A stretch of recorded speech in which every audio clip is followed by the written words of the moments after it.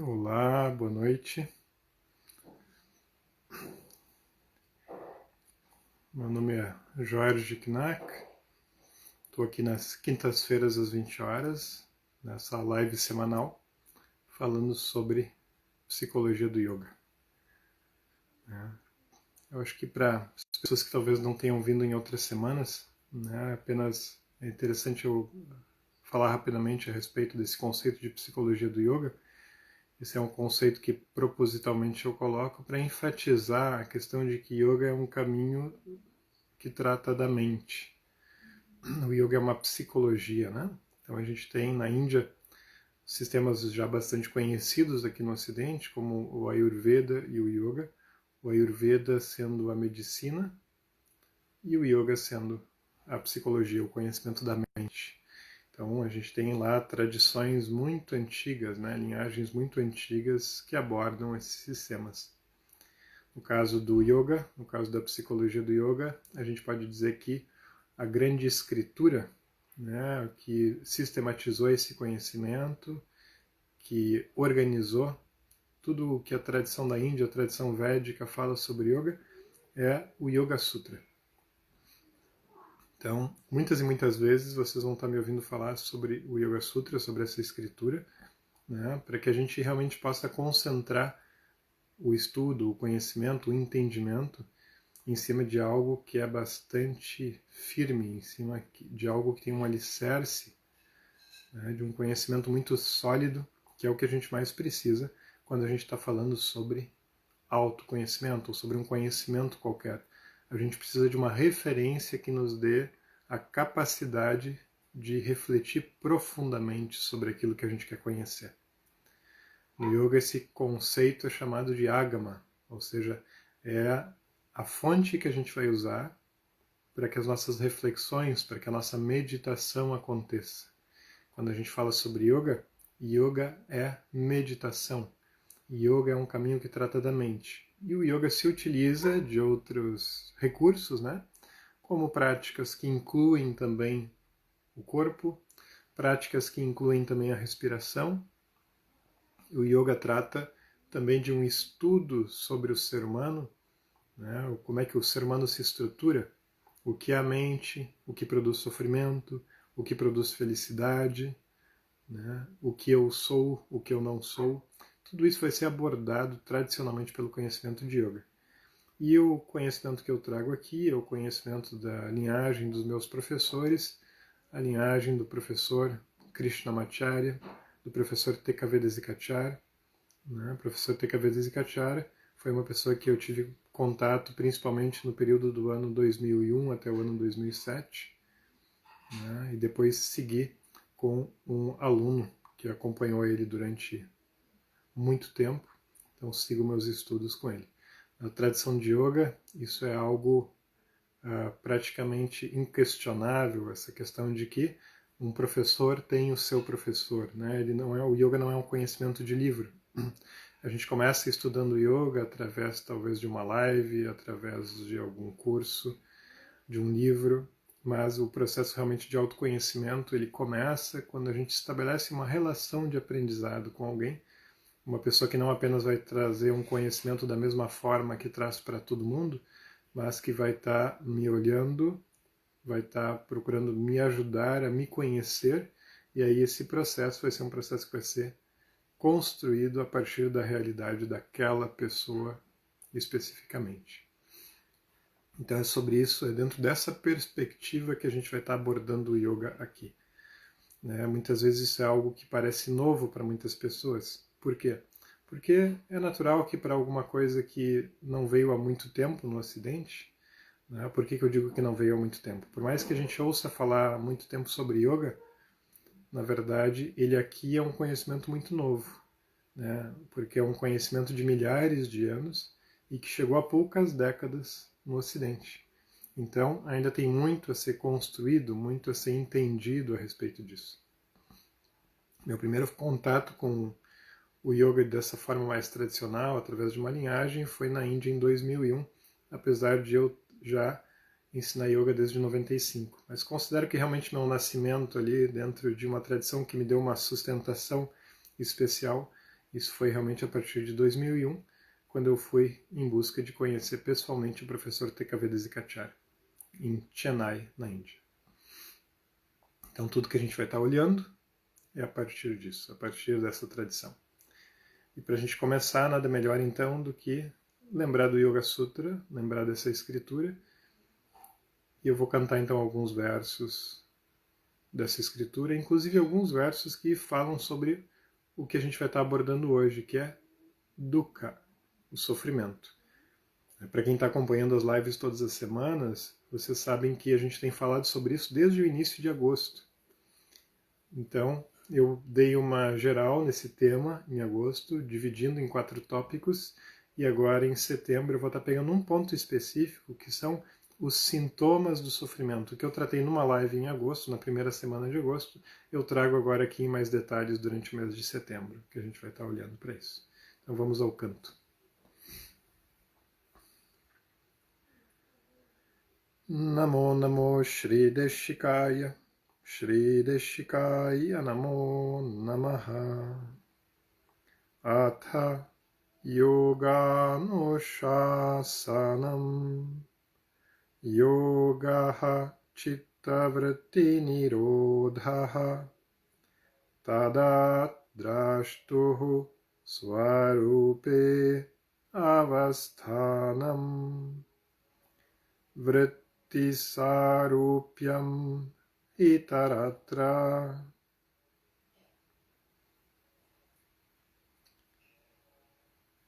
Tapaha Swadhyaya Ishvara Pranidhanani Kriya Yogaha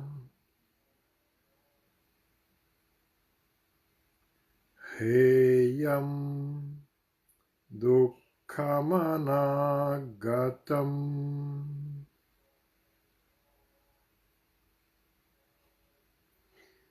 Esse último verso que eu cantei é um verso bem especial. Tem outro, aliás, que eu queria cantar. Vou trazer aqui para vocês, que eu pulei ele, né? Mas é um verso bem interessante também nesse sentido, e na verdade é o verso que a gente vai estar focando aqui agora no mês de setembro. Então vamos a ele também. É o verso 31 do capítulo 1 do Yoga Sutra. Dukkha daurmanasya angame jayatva shvasa prashvasayoho vikshepa sahabhuvaha. Então, esses são alguns dos versos, né, que eu queria trazer para vocês a respeito desse assunto. E vamos então ao entendimento disso, né? Eu queria só reforçar também que eu ficaria bem feliz também com a participação de vocês, né? Desde o início aqui eu vou estar atento, e se vocês quiserem trazer questões, né, claro que a gente vai estar concentrando em cima desse tópico, né? O conhecimento de yoga ele não é um conhecimento específico. Quando eu falo sobre psicologia do yoga, não quer dizer que o aprendizado nosso dentro da tradição do yoga não envolva todos os aspectos de yoga. Ele envolve, né? Como é que a gente usa a prática formal, corpo, respiração, mente, questão dos relacionamentos, estudo de escritura, tudo isso está dentro de uma coisa só. Mas eu estou enfatizando agora aqui. Isso não é só básico para o yoga, né? Para quem já tem alguma ligação com algumas outras tradições orientais, vocês vão ver, por exemplo, que no budismo, quando se começa o caminho budista, né, em algumas das linhas budistas, se enfatiza muito a meditação sobre o sofrimento, né, esse entendimento, né, de o que é isso que faz tão parte do nosso cotidiano, né, aqui da internet. Só quero saber de você se retornou aqui a conexão. Tá. Voltando? Melhorou um pouquinho? Vou por vocês aí, né? Então no pessoal do YouTube tá tudo bem, né? Aqui, só aqui no Instagram, creio que seja no Instagram, né? No YouTube eu acho que tá tudo bem. Quem é que pode me confirmar? Né? Tá ok. Obrigado, pessoal. Então, vamos ver se pela internet do próprio celular fica melhor, porque hoje o dia aqui realmente estava bem complicadinho a questão da internet, né? Eu estava até com um pouco de receio hoje de noite mesmo.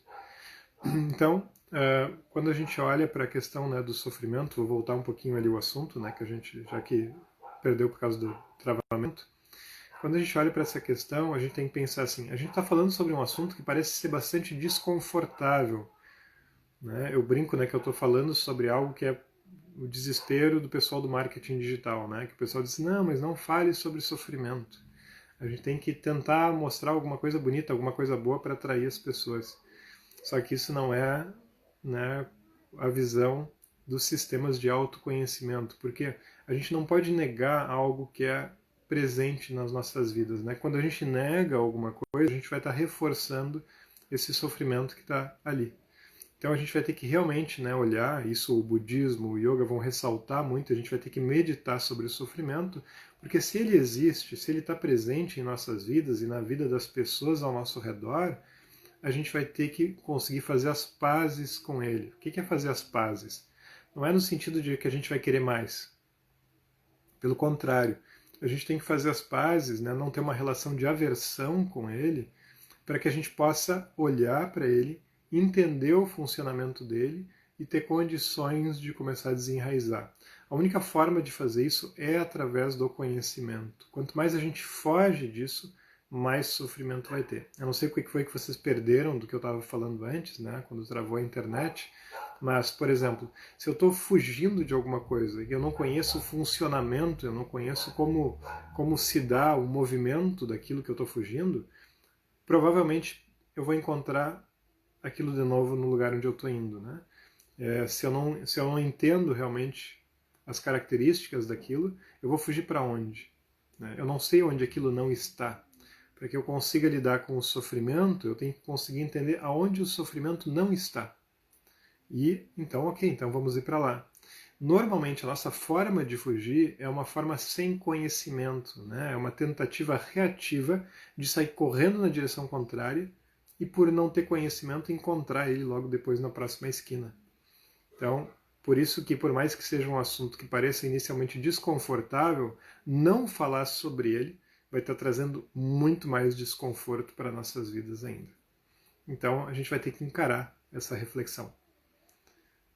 É claro que o yoga ele entende, ele traz essa reflexão de que realmente não é algo fácil. Por exemplo, se a gente está num momento de depressão, num momento muito difícil, é claro que não é esse o momento para a gente começar a meditar no sofrimento, né? Porque a gente já está tomado por alguma coisa que está sendo muito difícil de olhar e a gente precisa nesse momento de uma outra coisa do yoga. A gente precisa de coisas que ajudem a nos acalmar, a fazer com que a nossa mente fique um pouco mais tranquila. Então, por isso que existe um certo processo gradual, né, no processo de aprendizado de meditação. Por quê? Porque enquanto a minha mente ela não ficar razoavelmente agradável, enquanto a minha mente não ficar razoavelmente tranquila, né, razoavelmente em paz, eu não vou poder olhar para coisas que são mais profundas, porque nas coisas que são mais profundas, inicialmente, pode haver uma certa reação minha. Então o yoga ele também ensina ferramentas para ajudar a tornar essa mente um pouquinho mais confortável. O único problema é que na nossa cultura, que a gente adora conforto, né, o que vai acontecer? A gente fica apegado a essa primeira etapa do yoga. A gente quer apenas a parte confortável, a gente quer se sentir melhor, a gente quer relaxar. Né? A gente é muito complacente com relação a essas questões, né? E aí a gente então começa a apenas ficar com a parte que a gente acha que é boa, que é aquela parte mais rápida que vem, e a gente não quer então fazer um movimento de aprofundamento, né? Como a minha esposa, né, que está acompanhando ali, colocou a rosa, tudo que você resiste persiste, né? Uma frase do Jung, né?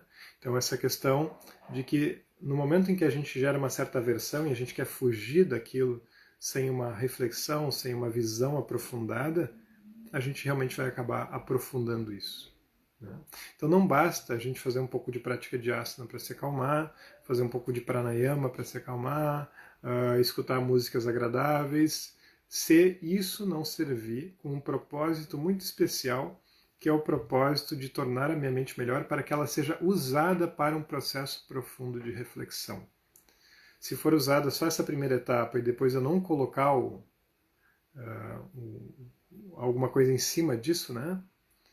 Se eu não botar uma cobertura boa em cima disso, que é a busca de conhecimento sobre mim mesmo, aquilo logo logo vai começar a enfraquecer e eu vou daqui a pouquinho estar frágil de novo, né? Então aquela qualidade mental que veio dessas primeiras ferramentas, para que ela possa realmente cumprir com a sua utilidade, eu tenho que buscar esse conhecimento que o yoga traz, ou que algum outro sistema de autoconhecimento traga, para que a minha mente possa ser bem aproveitada. E aí eu repito, né? Eu acho que é bom repetir muitas vezes essa ideia que eu já ouvi falar em muitos lugares, e o professor Tekaveda Zikachar também trazia isso, que ele dizia, né? Não basta a gente ficar limpando a panela. O que é limpar a panela? É apenas melhorar a condição de corpo, melhorar a condição de mente.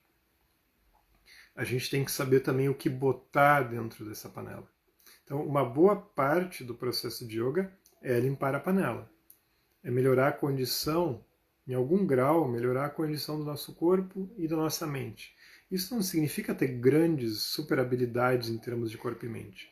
É tornar esse ambiente um ambiente mais saudável, um ambiente um pouco mais tranquilo, um ambiente mais adequado para a reflexão.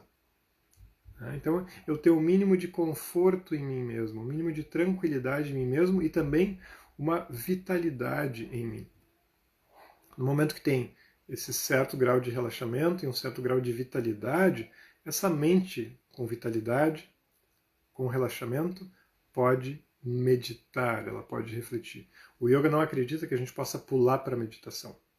Porque a gente pular para a meditação é mais ou menos como a gente pegar uma panela suja e colocar uma comida muito especial, muito saborosa ali dentro, né? A comida vai acabar se contaminando por aquilo que está ali. Então, para a gente conseguir aproveitar o nosso processo de meditação, que começa por uma reflexão mais racional e depois vai indo para um processo mais profundo de sensibilização, para a gente poder aproveitar isso, a mente ela tem que estar realmente apta a esse processo, a esse caminho. E tem muitas coisas que tornam a mente mais apta, né? Que vão ajudando a gente a poder ter essa capacidade de conhecer a nós mesmos.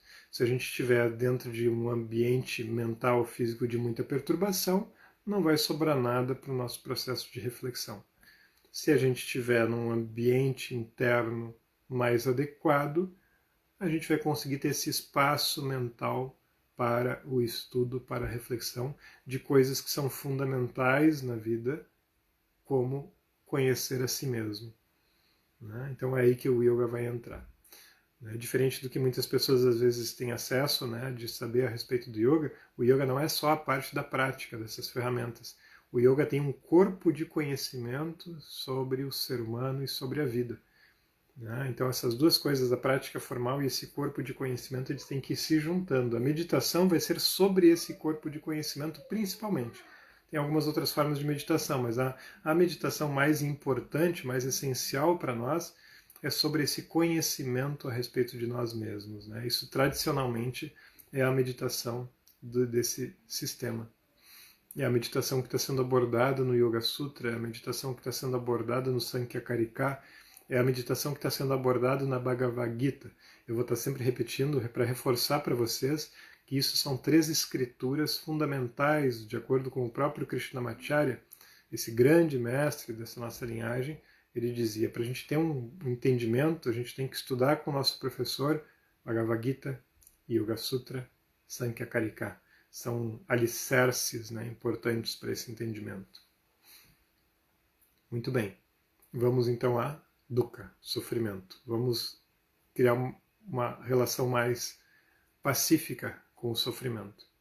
Por que eu estou reforçando essa ideia? Né? Vamos criar uma relação mais pacífica. De novo, o que o Yoga Sutra diz?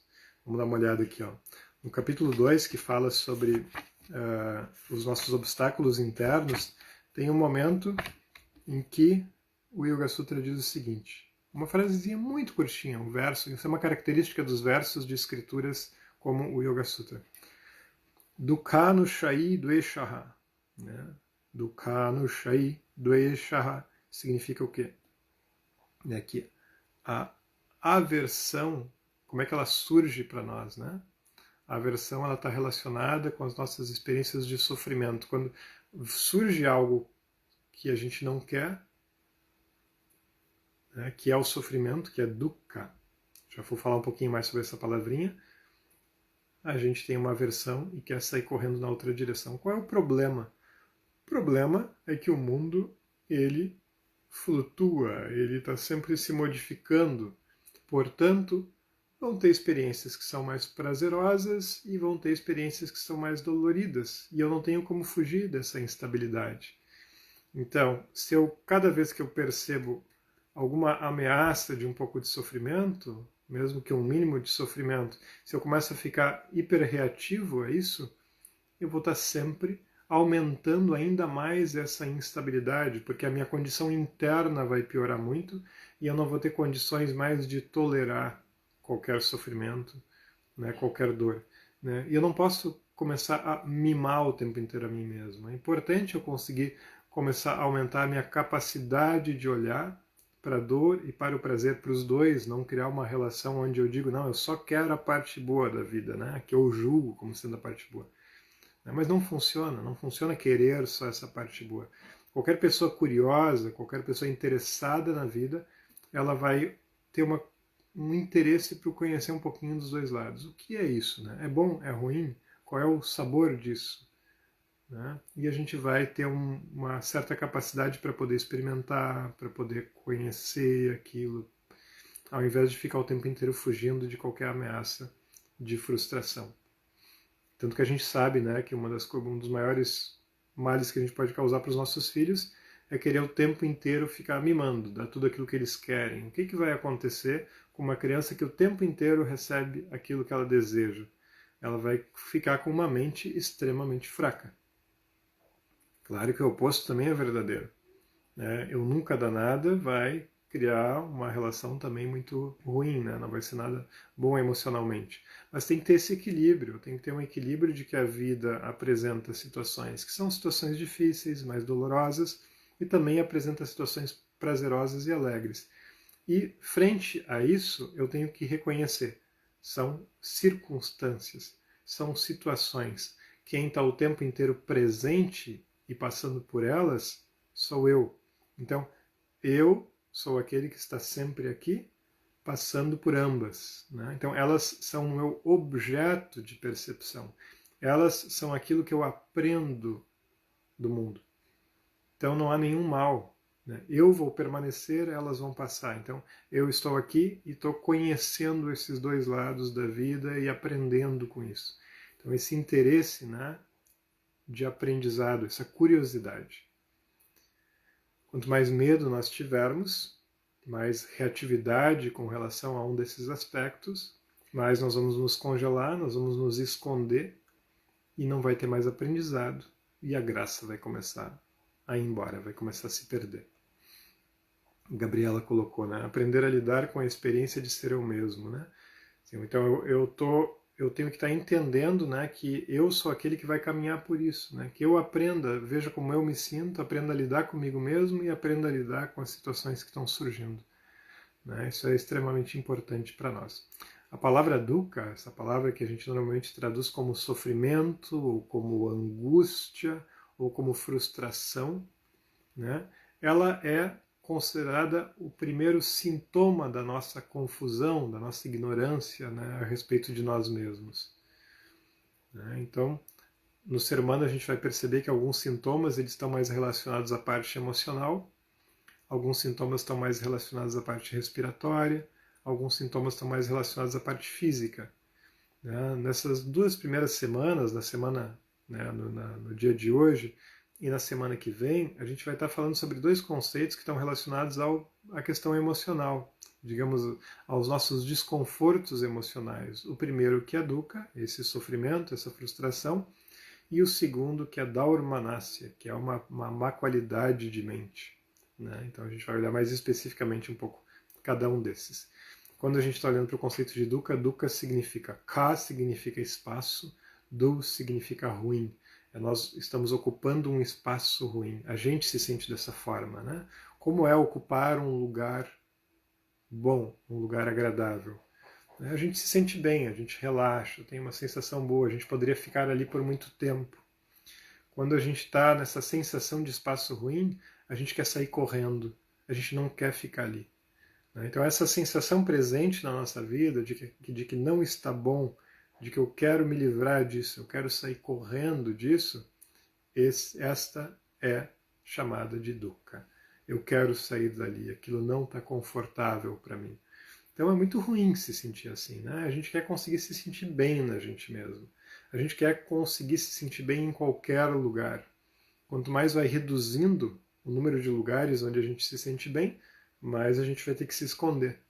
E com mais medo a gente vai ficar de ter que em algum momento entrar em contato com esses lugares, ou com essas pessoas, ou com essas circunstâncias, e a gente vai passar a vida fugindo. Então, como se preparar para isso? Pacificando a mente e conhecendo o sofrimento.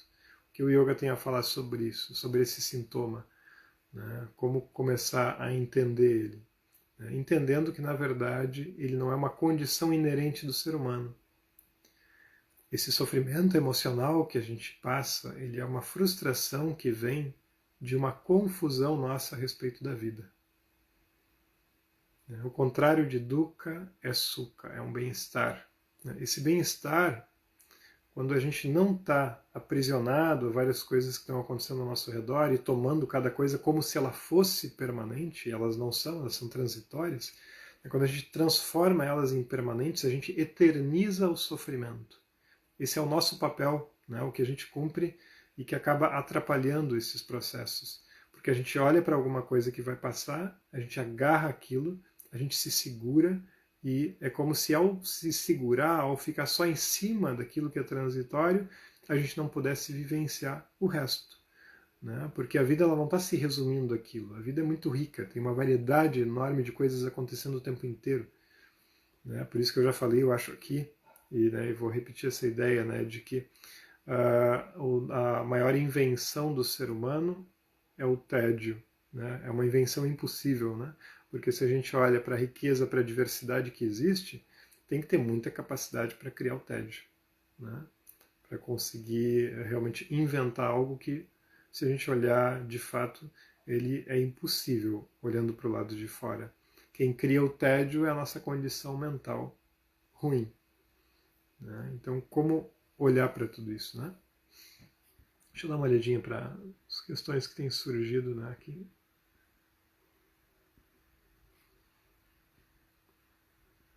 Então a Rosa está colocando também, né? Como seria a melhor forma de lidar com a dor e desconforto emocional a fim de poder sustentar o processo de autoconhecimento? Né? Primeira questão, melhorar um pouco nessa qualidade, esse conforto, esse bem-estar. Como é que a gente faz isso? A gente pode fazer isso tendo pessoas ao nosso redor que sejam boas parcerias nesse processo. Ou seja, pessoas que não queiram estar o tempo inteiro saindo, né, fugindo dessa realidade que se apresenta para o ser humano. Ou seja, se eu tenho apenas ao meu redor amigos, né, familiares, pessoas que querem apenas negar o sofrimento, isso já é um bom começo.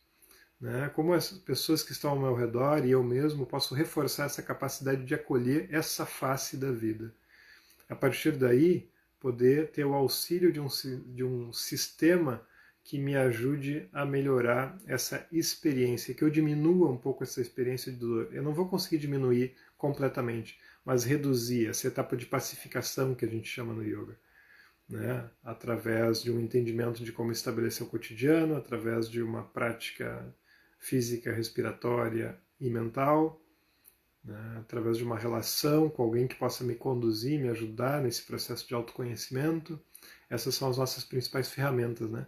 As ferramentas a gente está olhando mais na parte de Upaya, que é uma outra parte, né, que ela é a última etapa. Ela vai ser tratada bastante de forma bem ampla lá em dezembro, né? E ela foi falada resumidamente no no último encontro de agosto. Então, como é que são essas ferramentas, né? Então, esse sofrimento emocional, o Yoga Sutra diz, o sofrimento emocional, ele não pode, eu não consigo reduzir o de agora, esse que me tomou, mas eu posso com certeza reduzir o de amanhã, né? Aquele que está por vir. Por quê? Porque todo o sofrimento ele se estabelece a partir de uma ignorância, de uma confusão, de uma marca muito forte que pertence ao meu passado. Ele está vindo, ele está se acumulando e ele gera um resultado agora. O que eu posso fazer é tentar encontrar melhor um entendimento a respeito sobre o sofrimento, pacificar melhor com algumas ferramentas e com esse relacionamento que me auxilia aí nessa direção, para que o de amanhã comece a enfraquecer. Né? À medida que eu começo a ir preparando esse de hoje para que o de amanhã se pacifique, né, eu tenho condições realmente de mudar a direção. Mesmo que muita coisa negativa tenha acontecido no passado, mesmo que a minha própria confusão no passado tenha sido muito grande, eu também tenha piorado a situação, eu tenho que olhar a partir desse momento. Nesse momento eu quero construir esse conhecimento, nesse momento eu quero cuidar do meu sistema para que ele tenha mais condições de fazer isso. Vou ter que ser sincero com relação à minha real condição, esse é o primeiro ponto. Né? A Gabriela pergunta, né, como lidar quando em casa não se tem apoio? Né? Lembra que a nossa casa é o mundo. Né? A gente não está realmente completamente limitado, a não ser em casos muito extremos, a gente não está limitado nessas paredes. Né? Então, a gente pode não ter alguém que está aqui do lado, mas a gente com certeza tem pessoas disponíveis, né, que podem estar conversando conosco, seja amigos, seja terapeutas, seja professores, que podem nos ajudar nesse caminho. Para todos nós, a gente vai ter relações que não contribuem muito com isso. Eu acho que, não acredito que alguém não tenha, né, a presença de relações que pareçam que vão na direção contrária. Ou às vezes a gente mesmo está fazendo isso perante outras pessoas, né? A gente não está auxiliando. Né? Então isso de certa forma é natural.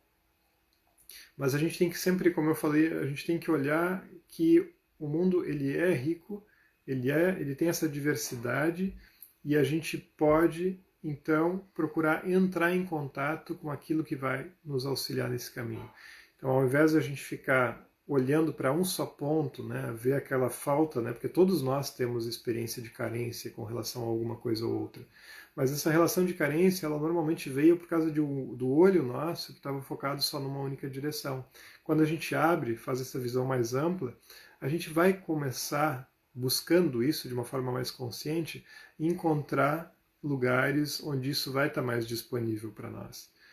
Assim como nós, que nesse momento podemos estar questionando isso nas nossas vidas, tem outras pessoas que também estão questionando. E quando a gente busca entrar mais em contato com essas pessoas, a gente vai estar auxiliando a elas e elas também nos auxiliando. E é aí que o caminho pode ser construído. Né? Então é muito importante a gente acreditar, isso existe no ser humano, isso está presente no ser humano. A gente não deve desistir, né? Achar que não, que porque a gente ao nosso redor a gente não percebe muito a presença disso, de que isso não está presente em muitos lugares. Né?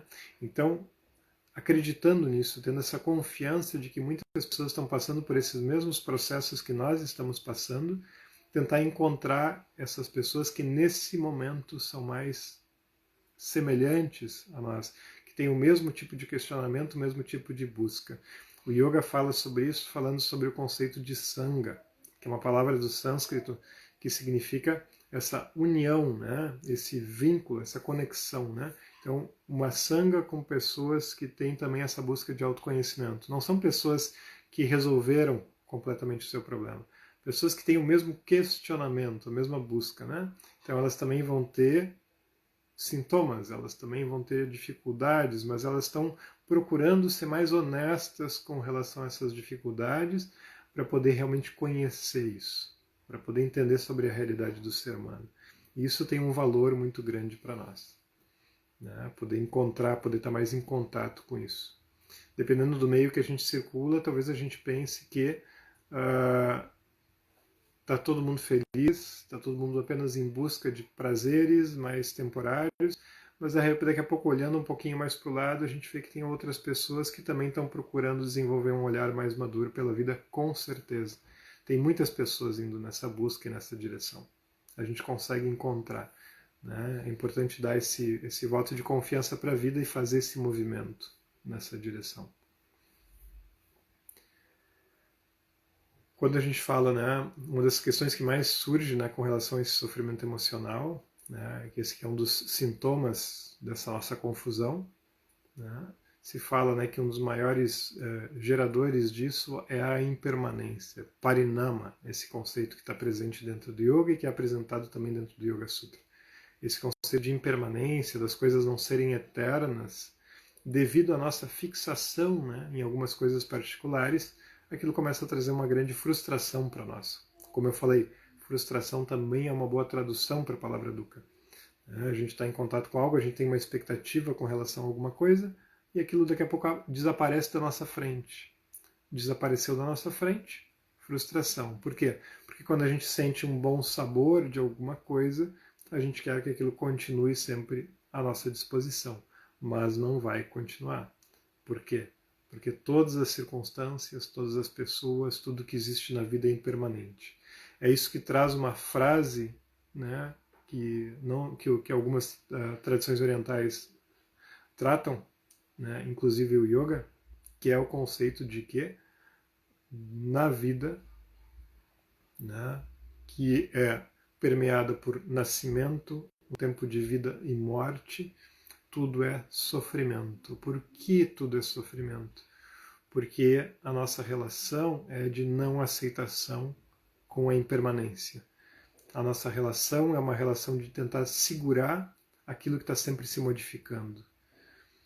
Agora, e se eu mudar o foco? Se ao invés de eu tentar segurar uma coisa e eu começar a olhar a riqueza de todas as coisas, a gente começa a ter um antídoto. É fácil? Não, não é fácil. Mas, ao fazer isso, a gente percebe que é da natureza das coisas surgir e desaparecer, né? E enquanto uma está desaparecendo, uma outra está surgindo. Esse é o jogo. Essa é a forma como a vida se manifesta. Eu mesmo, ou cada um de vocês também, surgiram, vão ter um tempo, vão desaparecer. Isso é parte da natureza. E por que não começar a olhar também para a beleza disso? E não apenas com o medo do desaparecimento. Então, no momento que eu começo a olhar para essa forma, eu começo a transformar, que eu começo a olhar de uma forma ampla.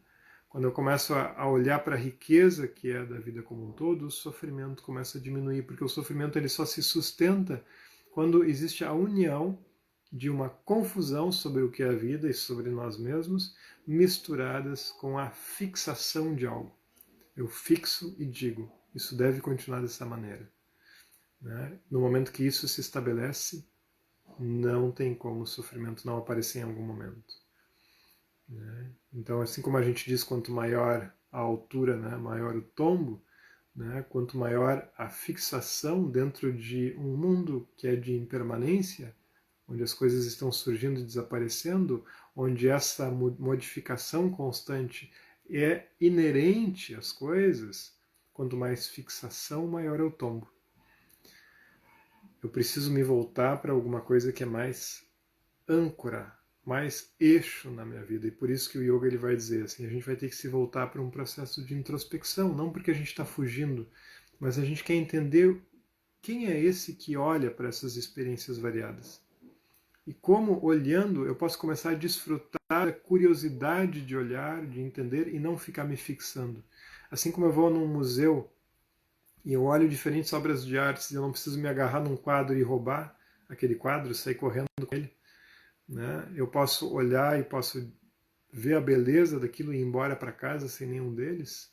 Assim como eu posso passear num parque e olhar para todas as árvores, para as plantas e não preciso arrancar elas para levar para casa, né? Que eu possa começar a desfrutar. Né? Tudo que a gente tem condições de desfrutar dessa forma, de contemplar dessa forma, é muito maior do que o que a gente tem condições de segurar. Né? Então, a gente tem esse presente, a gente tem essa capacidade.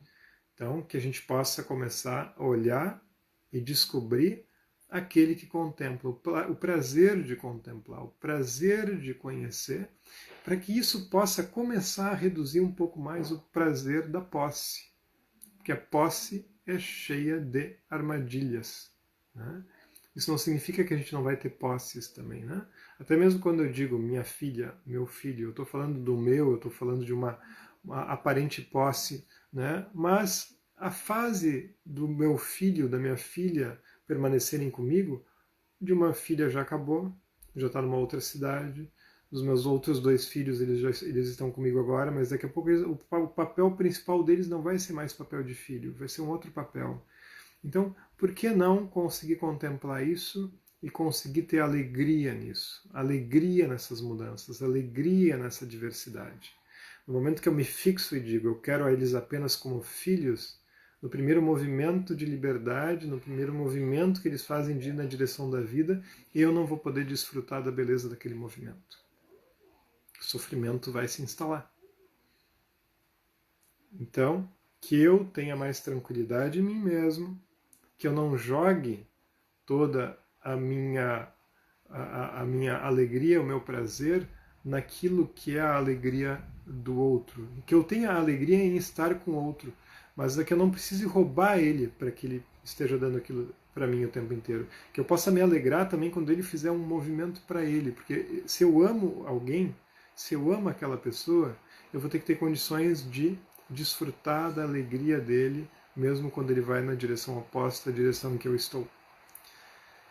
Esse é o grande processo de aprendizado. Então a gente vai ter que aprender a se alegrar também na perda, como nesse caso que eu estou comentando com vocês. A minha filha, que hoje mora numa outra cidade, fazendo os estudos dela, trabalhando, né? O que ela me traz, o que ela me fala sobre o que ela está vivendo tem que me dar alegria. E não eu querer buscar ela lá e botar ela de volta para casa junto comigo. Eu tenho que conseguir me regozijar, me alegrar por aquilo que a outra pessoa vive, apenas enxergando que aquilo é algo importante para a realização dela. Eu tiro um pouco o foco de mim, coloco o foco dessa alegria pelo outro, né? Isso é uma qualidade que a gente fala que vem de Buddhia, sabe? Qualidade, um lugar mais elevado da mente. Esse lugar que consegue alcançar mais o outro. Né? Isso vai na direção contrária ao sofrimento, porque isso não é fixação. Né? Isso não alimenta o sofrimento emocional. Então, dukkha, esse lugar, deixa eu ver qual que horas são, porque às vezes eu começo a falar que me perco, está quase na hora da gente acabar, né? A gente não vai seguir mais muito tempo ainda. Então, só para ir finalizando essa ideia, esse sofrimento, esse lugar ruim, ele pode ser substituído. Né? Esse lugar ruim, ele pode ser substituído se esforços hoje, no que eu faço com a minha vida hoje, prepararem o território para um lugar mais livre, prepararem a minha capacidade de ter uma mente um pouquinho melhor, um pouco mais confortável, passo a passo. Não existe milagre, não existe algo repentino. O processo é muito gradual, isso é enfatizado pelos professores sérios de yoga. Né? Esse processo gradual, esse processo de médio e longo prazo, eles vão me ajudando então que ocorram mudanças realmente significativas nesse desfrute da vida. E, de novo, algo que eu costumo enfatizar, porque eu acho que é muito importante, né? Essa melhora significativa não é minha comparado a uma pessoa que está do meu lado. Talvez alguma pessoa que esteja do meu lado, eu olhe para ela e pense como essa pessoa consegue ter uma vida muito mais estável, muito mais alegre do que eu, e não faz esforço nenhum. Isso não é problema nosso. A gente não precisa alimentar essa inveja.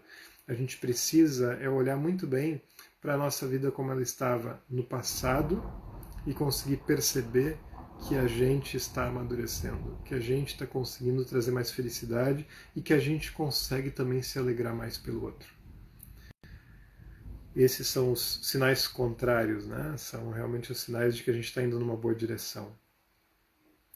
Então, o processo de conhecimento de si mesmo, né, é o que vai acabar surgindo no lugar desse processo de foco, de envolvimento contínuo com a experiência do sofrimento. A experiência do sofrimento existe, ela está aí, mas a forma de, eu vou usar a palavra aqui que parece até estranha, né, mas a forma de desfrutar do sofrimento é muito diferente, dependendo da condição interna de cada pessoa.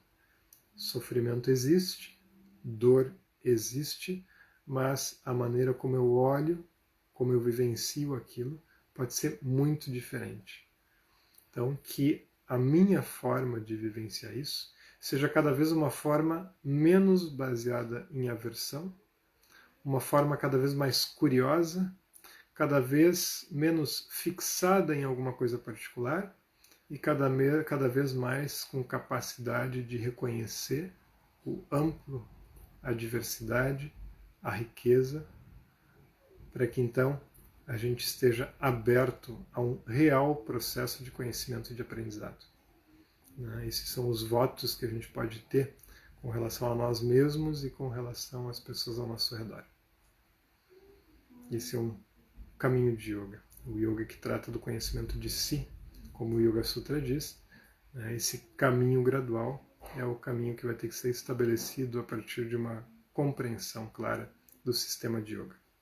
Como qualquer sistema de conhecimento, o yoga tem um método específico dentro das linhagens tradicionais, dentro dessas tradições orais que são mantidas na relação professor-aluno. Então, muito obrigado a todos vocês. No próximo encontro, na semana que vem, a gente vai estar falando sobre Daurmanasya. Daurmanasya é essa mente ruim, esse pessimismo que toma conta de nós. Um grande abraço, a chuva forte está começando. Um grande abraço para vocês. Tchau, tchau.